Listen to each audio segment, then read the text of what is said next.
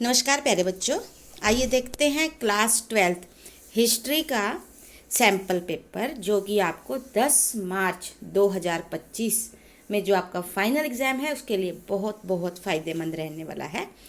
इसमें बेटा पैटर्न भी चेंज है, वो हम आपको पहले पिछली वीडियोस में बता चुके हैं। आपको वो सभी शॉर्ट्स और वीडियोस देख लेनी है। इसके अलावा क्योंकि अब बिल्कुल नकल रहित एग्ज़ाम चल रहे हैं तो आपको अपनी ही मेहनत से बहुत अच्छे मार्क्स जो हैं स्कोर करने हैं। उसके लिए आपको पिछले साल की वीडियो 24 की, 23 की, 22 की, 21 की, हमने हर साल जो भी पेपर आए हैं वो सारे अच्छे से सॉल्व करवाए हैं। आप उन्हें भी ज़रूर देखिएगा। इन सभी वीडियोस का लिंक आपको प्लेलिस्ट में मिल जाएगा। और अभी तक अगर आपने हमारे चैनल को सब्सक्राइब नहीं किया है तो सबसे पहले जल्दी से सब्सक्राइब कर लीजिए, क्योंकि आपको फिर सारी वीडियोस टाइमली हेल्पफुल वीडियोस मिलती रहेंगी। तो आइए शुरू करते हैं। सबसे पहले आपके पास 21 प्रश्न हैं, एक मार्क्स वाले। टोटल आपके पास 36 प्रश्न रहेंगे। तो जो सबसे पहला प्रश्न है 1 मार्क्स का, वो है वर्तमान समय में राखीगढ़ी किस राज्य में स्थित है? इसका सही आंसर है हरियाणा में। मिताथल, राखीगढ़ी और बनावली, ये तीनों हरियाणा के स्थल हैं। उसके बाद है अर्थशास्त्र के लेखक कौन हैं? इसका सही आंसर है अर्थशास्त्र के लेखक हैं कौटिल्य। उसके बाद तीसरा क्वेश्चन है प्रसिद्ध पुस्तक किताबुल हिंद के लेखक, इसका सही आंसर है अलबरूनी। चौथा क्वेश्चन है सांची का स्तूप वर्तमान समय में कहाँ स्थित है, यानी कि किस राज्य में? तो इसका सही आंसर है मध्य प्रदेश। उसके बाद पांचवा क्वेश्चन है हम्पी नगर, हम्पी जो कि आपके विजयनगर साम्राज्य से है, ये किस नदी के किनारे बसा हुआ है? तुंगभद्रा। आपको एक नई चीज़ बताते हैं। देखिए, आपने लेसन पढ़ा होगा बहुत अच्छे से। विजयनगर साम्राज्य और जो बहमनी साम्राज्य है उनके बीच में जो सीमा निर्धारण करने वाली नदी थी उसका नाम कृष्णा था, कृष्णा नदी। हो सकता है, मुझे लग रहा है कि शायद वो प्रश्न आए इस बार, क्योंकि तुंगभद्रा तो लगभग सभी को याद है। तो एक नया क्वेश्चन भी बनता है कि विजयनगर और बहमनी साम्राज्य का सीमा बनाने वाली नदी कौन सी थी? कृष्णा। परंतु हम्पी जो है, विजयनगर साम्राज्य जो है वो तुंगभद्रा नदी के किनारे बना था। उसके बाद नेक्स्ट क्वेश्चन है 5वीं रिपोर्ट ब्रिटिश संसद में कब पेश की गई? इसका सही आंसर है 1813। नेक्स्ट क्वेश्चन है सामान्य सेवा भर्ती अधिनियम किस गवर्नर जनरल के समय जो था वो पारित किया गया? इसका सही आंसर है लॉर्ड कैनिंग। बेटे, बहुत सारे अधिनियम जो थे उनके लिए जो जिम्मेवार था वो लॉर्ड डलहौजी था, उसने बनाए थे। परंतु जो सामान्य सेवा भर्ती अधिनियम है ये 1856 में बनाया गया और उस समय जो कार्यकाल था वो लॉर्ड कैनिंग का चल रहा था। इवन के लॉर्ड कैनिंग के समय में ही 1857 का विद्रोह हुआ था। उसके बाद नेक्स्ट है महात्मा गांधी जी के राजनीतिक गुरु, तो इसका सही आंसर है गोपाल कृष्ण गोखले। ये महात्मा गांधी जी के राजनीतिक गुरु थे। उसके बाद नेक्स्ट क्वेश्चन है प्रभावती गुप्त कौन थी? इसका सही आंसर है प्रभावती गुप्त चंद्रगुप्त द्वितीय की पुत्री थी। नेक्स्ट है अंतर्विवाह से आप क्या समझते हैं?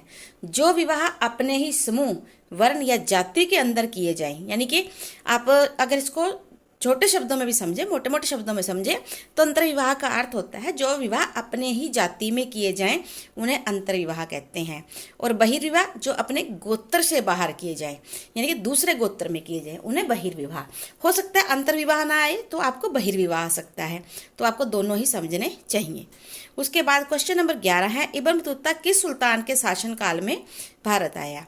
तो इब्न बतूता मोहम्मद बिन तुगलक के समय में भारत आया था। 1333 में वो सिंध पहुंचा, 1334 में वो दिल्ली पहुंचा। उसके बाद नेक्स्ट है कर्नल कोलिन मैकेंजी कौन थे? तो इसका सही आंसर है ये भारत के पहले सर्वेयर जनरल थे। ईस्ट इंडिया कंपनी के बहुत बड़े अधिकारी थे और भारत के पहले सर्वेयर जनरल। हमारे साथ फिर से रिवाइज कीजिए। Colin Mackenzie East India Company के एक बहुत बड़े अधिकारी थे और भारत के पहले सर्वेयर जनरल थे। उसके बाद है लाहौर अधिवेशन कब हुआ? लाहौर अधिवेशन 28 दिसंबर 1929 को लाहौर में हुआ था। ठीक है, कहाँ पर हुआ था? लाहौर में हुआ था। उसके बाद है सम्राट अशोक के द्वारा, इसमें एक क्वेश्चन ये भी पूछा जा सकता है कि लाहौर अधिवेशन के अध्यक्षता किसने की? पंडित जवाहरलाल नेहरू ने। नेक्स्ट क्वेश्चन है सम्राट अशोक के द्वारा धम्म प्रचार के लिए नियुक्त किए गए अधिकारियों को क्या कहा जाता? धम्म महामात्र।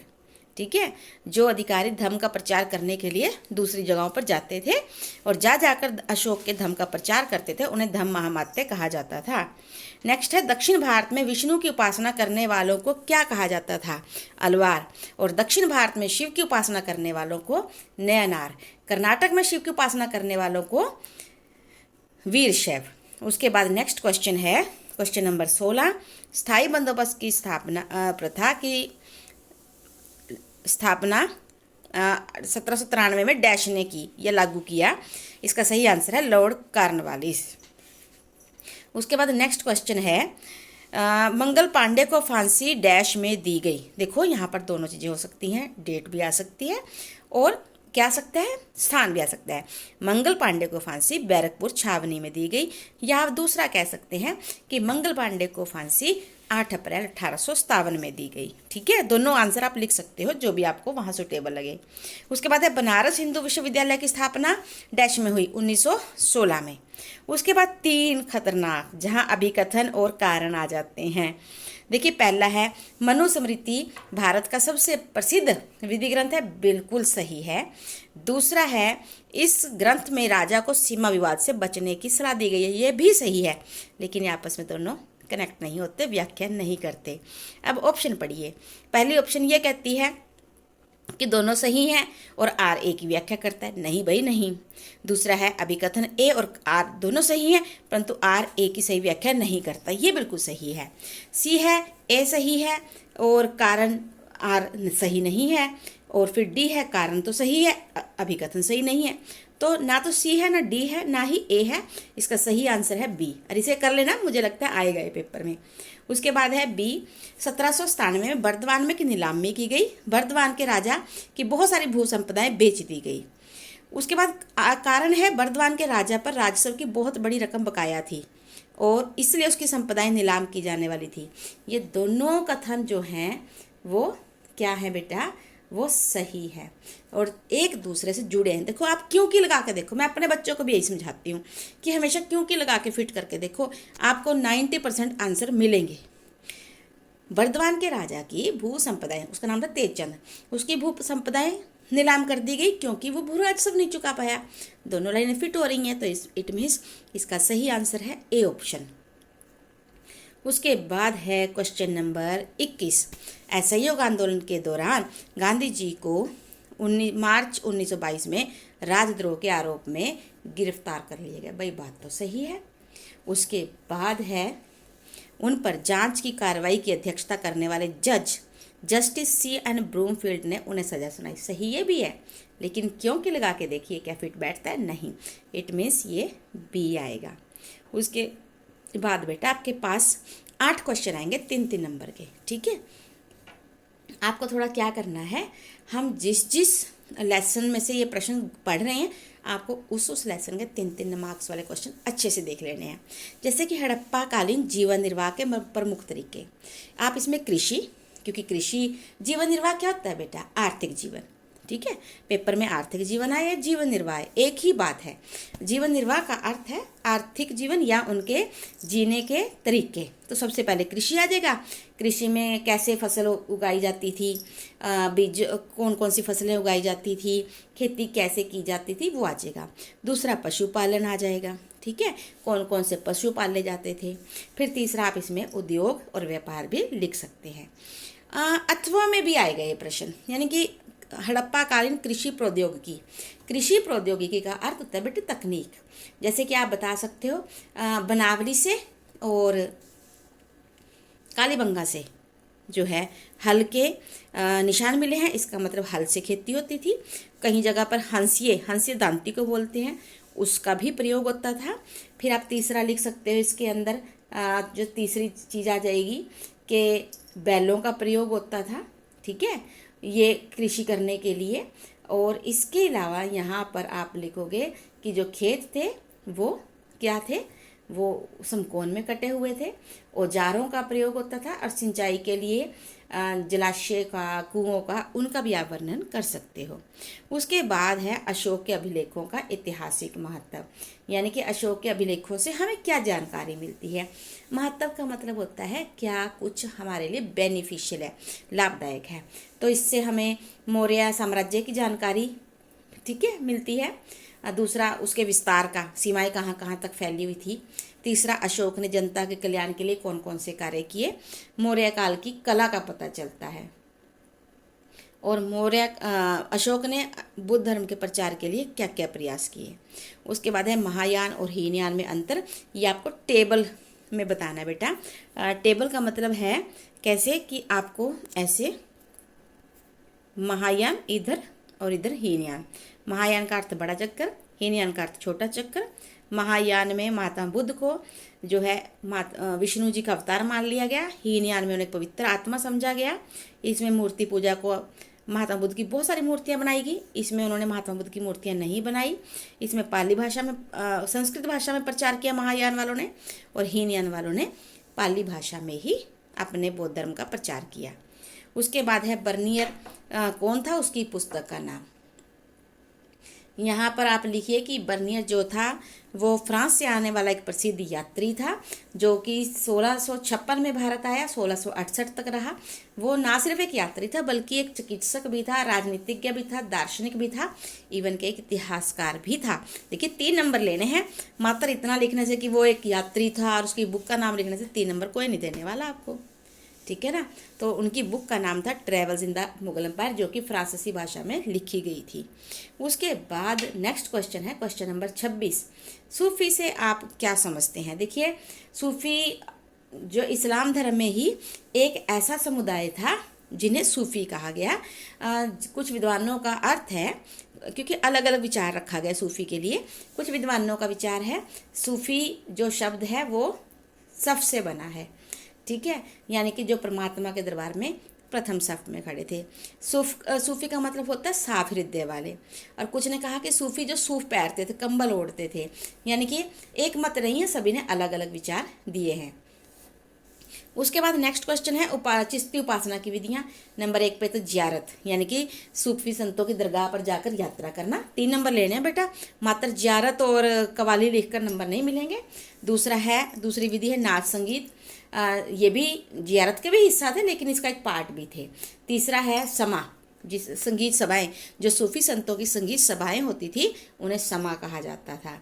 उसके बाद नेक्स्ट क्वेश्चन है महानवमी डिब्बा क्या था। ये विजयनगर साम्राज्य का एक विशालकाय मंच था, ठीक है, आपको लिखना होगा बेटा ये कि मतलब ये विजयनगर साम्राज्य का एक विशालकाय मंच था, जिसका आधार जो था 11,000 फुट था और उसकी ऊंचाई जो थी वो 40 फुट थी। ये एक सार्वजनिक मंच था और राजा अपने विभिन्न त्यौहार मनाने के लिए इसका प्रयोग करते थे। फिर उसके बाद आपको नया हेडिंग बनाना है, इसकी महत्ता। पहला तो ये कि ये प्रमुख अनुष्ठान जैसे दशहरा, दुर्गा पूजा, रामनवमी जैसे त्यौहार मनाए जाते थे, यज्ञ किए जाते थे। राजा यहाँ पर अपनी शक्ति का प्रदर्शन करता था, सेना का निरीक्षण करता था, यहाँ पर मूर्ति पूजा की जाती थी, बलियाँ दी जाती थी। उसके बाद मंगल पांडे कौन था। सिर्फ ये कहने से कि वो भारत का प्रथम शहीद था 3 नंबर नहीं आते बेटा। पहले आप बताइए कि मंगल पांडे बैरकपुर छावनी में ईस्ट इंडिया कंपनी की 34वीं इन्फेंट्री का एक पैदल सैनिक था, जिसने चर्बी वाले कारतूसों का प्रयोग करने से इनकार कर दिया था। और उसने जब उसे मजबूर किया गया तो उसने एक अंग्रेज अधिकारी की हत्या कर दी, जिस कारण उसे 8 अप्रैल 1857 को फांसी की सजा दे दी गई और वो मंगल पांडे जो थे शहीद मंगल पांडे कहलाए। फिर चंपारण सत्याग्रह। देखिए चंपारण सत्याग्रह मैं आपको डेट्स याद करवा दूँ बेटा। 3 सत्याग्रह हैं जो आरंभिक हैं, चंपारण, उसके बाद अहमदाबाद, फिर खेड़ा। चंपारण की डेट है 1917, उसके बाद अहमदाबाद की 1918 और खेड़ा की भी 1918। इनको अच्छे से याद कर लीजिए। चंपारण में क्या था, गांधी जी ने 1917 में बिहार के चंपारण जिले में नील की खेती करने वाले किसानों को हक दिलाने के लिए उन्हें बागान मालिकों, अंग्रेजों के अत्याचारों से बचाने के लिए एक सत्याग्रह चलाया था, जिसे चंपारण सत्याग्रह कहा गया। शुरू में तो गांधी जी को चंपारण छोड़ने के लिए कहा गया, लेकिन जब गांधी जी ने मना कर दिया तो मजबूर होकर सरकार ने जांच कमेटी बिठाई, गांधी जी को उसमें सदस्य बनाया और आयोग ने किसानों की समस्याओं को दूर करने के लिए कुछ कदम उठाए। तो इस प्रकार से ये सत्याग्रह काफ़ी सफल रहा। उसके बाद है क्वेश्चन नंबर 29 ही है बेटा, लेकिन अथवा में है अहमदाबाद। अहमदाबाद मिल सूती कपड़ा मिल में हुई सत्याग्रह था, 1918 में ये हुआ था। मजदूर जो थे उनका काफ़ी शोषण किया जा रहा था पूंजीपतियों के द्वारा, तो गांधी जी के नेतृत्व में उन्होंने हड़ताल की और गांधी जी ने अनशन खुद इस पहली बार इसमें अनशन रखा और मजबूर होकर मिल मालिक मजदूरों को समझौता करने के लिए तैयार हो गए और मजदूरों की 35% जो थी तनख्वाह बढ़ा दी गई। फिर ये हड़ताल जो थी वो सफल रही। ठीक है, उसके बाद है हड़प्पाई समाज में शासकों द्वारा किए जाने वाले संभावित कार्य, यानी कि उस समय शासक कौन कौन से कार्य जो थे वो करते थे, वो आ जाएगा अथवा में, या फिर आ जाएगा सिंधु घाटी सभ्यता की सामाजिक धार्मिक विशेषताएं। बेटा मैंने आपको ना एक पीछे शॉर्ट्स बनाई हुई हैं, आप उन्हें जरूर देखिएगा। फर्स्ट लेसन में से हड़प्पा सभ्यता वाले में से 10 इंपॉर्टेंट क्वेश्चन मैंने उसमें नोट करवा दिए हैं, आपने वहाँ से देख लेने हैं। दूसरा क्वेश्चन आपका जो है क्वेश्चन नंबर 31, ये आपका लेसन नंबर 6 में से आएगा। भक्ति सूफी परंपराओं में से सिख धर्म की शिक्षाएं आ सकती हैं, गुरु नानक देव जी की शिक्षाएं आ सकती हैं। अलवार न्यायनार वीर साहब ने किस प्रकार जाति प्रथा की आलोचना की, इन दोनों में से एक करना है। मैंने उसकी भी शॉर्ट्स बना दी हैं, वहाँ पर भी आपको लगभग 9-10 बढ़िया से क्वेश्चन बता दिए हैं। नेक्स्ट है क्वेश्चन नंबर 32, 1857 के विद्रोह के परिणाम और 1857 के विद्रोह का स्वरूप, दोनों में से एक करना है। अगर आप कहेंगे तो मैं आपको इसके भी इम्पोर्टेंट क्वेश्चन बता दूंगी, पर वो आपको बताना पड़ेगा, क्योंकि बेटे मेरे पास टाइम की बहुत कमी होती है, मुझे रात रात जाग कर आपके लिए काम करना पड़ता है, तो ये मैं तभी कर पाऊंगी अगर आप मुझे इंसिस्ट करेंगे। ठीक है, उसके बाद है source based question. Source based होता है बेटा, एक पैरा आता है, पैरे को पढ़कर आपने प्रश्नों के उत्तर देने हैं। इन पैरों की खास बात यह है कि इसका हेडिंग भी नहीं छोड़ना। ठीक है, मैंने अपने बच्चों को भी एक टिक दे रखी है कि आप पैरे को बाद में पढ़ें, पहले प्रश्नों को पढ़ें और कम से कम 2-2, 3-3 बार प्रश्नों को पढ़ें, फिर आप जब पहरे पे जाएंगे आपको फटाफट उत्तर मिल जाएंगे। आपने भी ऐसे ही करना है। तो जैसे विवाह के 8 प्रकार हैं, मनुस्मृति की बात हुई, कौन कौन से विवाहों की, फिर ये पैरा आ गया। आप पैरे को जरूर देखिएगा अच्छे से, हम आपको ना लिंक दे देंगे क्वेश्चन पेपर का, आप उसमें से भी कर सकते हैं। तो ये पहला प्रश्न है मनुस्मृति क्या है, वो यहाँ पर नहीं है बेटा, आपको पता होना चाहिए मनुस्मृति क्या है। जो सबसे प्राचीन काल की बड़ी प्रसिद्ध जो विधि संहिता थी, प्राचीन विधि संहिता, उसे मनुस्मृति कहा गया है। ठीक है, उसके बाद था धर्मशास्त्रों में कितने प्रकार के विवाह का वर्णन किया गया, 8 ऊपर लिखा हुआ है, हेडिंग में लिखा हुआ है। उसके बाद है उस विवाह पद्धति का नाम बताएं जिसमें पिता वेदज्ञ से अपनी कन्या का विवाह करता है। ब्रह्म विवाह, ये कहाँ लिखा हुआ, इसमें लिखा ही नहीं हुआ, लेकिन आपको तो पता होना चाहिए ना। इसमें जो पहला और दूसरा प्रश्न है वो 1-1 नंबर के हैं, जो तीसरा है वो 2 नंबर का, थोड़ा अच्छे से बनाकर लिख के आना। उसके बाद है बेटा क्वेश्चन नंबर 34, इसमें फिर एक पहरा है जिसमें 1665 में भू राजस्व अधिकारी को अंग्रेज ने कुछ हुक्म दिए हैं, उन हुक्मों के ऊपर लिखा हुआ है। अब देखिए प्रश्न है औरंगजेब कौन था, कहीं भी नहीं लिखा हुआ कि कौन था औरंगजेब, ये तो आपको लेसन में से पढ़ना होगा ना, आपके टीचर ने आपसे हर लेसन के ऊपर डिस्कस किया होगा, वहाँ से आपको उसका आंसर खुद ही आएगा। औरंगजेब जो था वो बहुत ही पावरफुल, बहुत ही शक्तिशाली मुगल बादशाह था। उसके बाद है औरंगजेब ने अपने राजस्व अधिकारियों को क्या आदेश दिए, या पूरा पैरा उठा लीजिए, बहुत आसान है, यहाँ से लेकर वे परगनाओं से लेकर नीचे तक करे तक।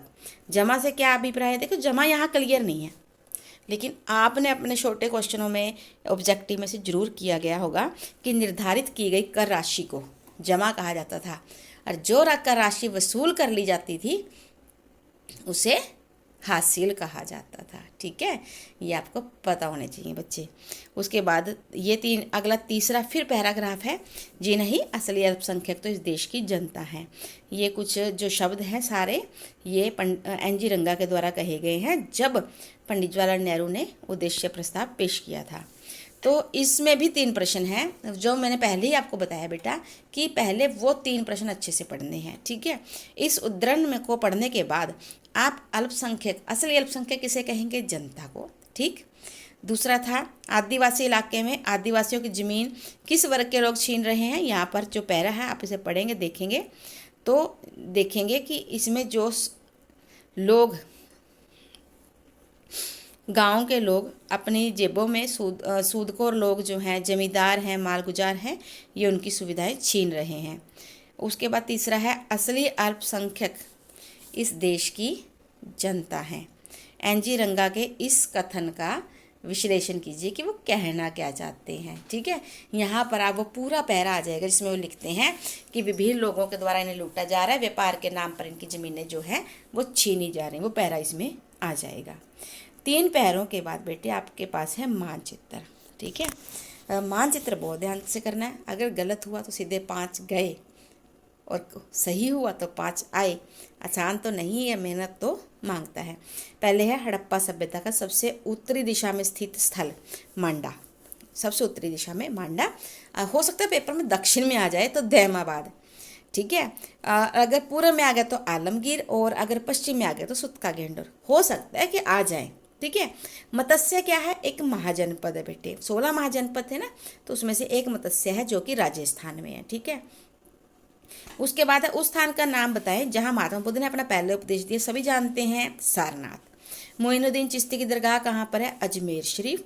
और वह स्थान जहाँ पर जलियांवाला बाग हत्याकांड हुआ, अमृतसर। हमने मैप भी इसका शामिल कर लिया है इसमें, आप समझ सकते हैं इसको अच्छे से। मैं थोड़ा सा इसका साइज़ इंक्रीज करती हूँ। अब देखिए, जो जैसे ही हमारा ये जम्मू कश्मीर 2 भागों में बटा हुआ है, इधर जो है एक जम्मू है तो एक लद्दाख है, इसमें इस स्थान पर, ठीक है, जो नीचे वाला पोर्शन है उसमें आएगा मांडा। अमृतसर लगभग सभी को पता है बेटे। मत्स्य जो है वो यहाँ पर, देखिए यहाँ पर कालीबंगा है, कालीबंगा से भी नीचे मत्स्य, ठीक है। और कालीबंगा यहाँ से देखिए ये लाइन जा रही है, इसमें अजमेर आ जाएगा, ठीक है। जो लाइन यहाँ जाएगी सीधा निकाल लीजिएगा अजमेर। और सारनाथ जो है यहाँ पर इसकी सीध में, दोबारा रिवाइज करें। देखिए मांडा यहाँ पर, अमृतसर पंजाब में, मत्स्य आपने यहाँ इस साइड लेना बेटे। कोई भी आइडिया लगा सकते हैं आप अपने याद रखने के लिए। अजमेर शरीफ यहाँ से लाइन निकाल लेंगे तो आ जाएगा, और सारनाथ यहाँ से लाइन निकाल लेंगे तब आ जाएगा। यहाँ पर बोध गया है, ठीक है। ये जहाँ बिंदु लग रहे हैं ना सारे इंपॉर्टेंट है, आपको देखने हैं, याद करने हैं, क्योंकि यहाँ कुछ ना कुछ मिल जाएगा। तो मुझे लगता है मैंने जो ये वीडियो बनाई है आपको पसंद आएगी। पसंद आती है तो फटाफट लाइक ठोका करें, क्योंकि मुझे बहुत अच्छा लगता है। आप कमेंट करें, मुझे बताएं कि आप किस शहर से हैं, क्या नाम है आपका, मुझे बहुत अच्छा लगेगा। मेरी बहुत बहुत सारी दुआएं, आशीर्वाद आप सबके साथ है। भगवान करे आप सबके बहुत अच्छे अंक आएँ, आप अपने माता पिता का, अपने टीचर्स का, अपने देश का नाम रोशन करें। Thank you, have a nice day, God bless you, जय हिंद, जय भारत।